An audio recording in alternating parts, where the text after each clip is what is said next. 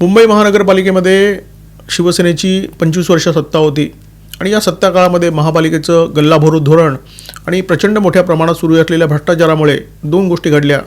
एकतर इथल्या मराठी माणसाला मुंबईतून काढता पाय घ्यावा लागला आणि दुसरी गोष्ट इथले जे मोकळे भूखंड होते त्या मोकळ्या भूखंडांवर झोपडपट्ट्या फोफावल्या.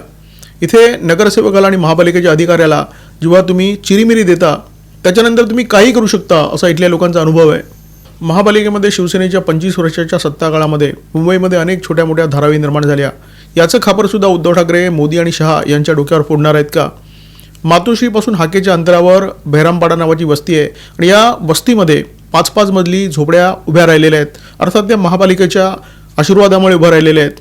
असे अनेक छोटे मोठे बेरामपाडे मुंबईमध्ये निर्माण झालेले आहेत आणि याच बेरामपाड्यामध्ये या बांगलादेशी आणि रोहिंग्या घुसखोरांना बसवलं जातं, त्यांना तिथे रिचवलं जातं, त्यांना खोटी कागदपत्र देऊन त्यांना मतदार बनवलं जातं.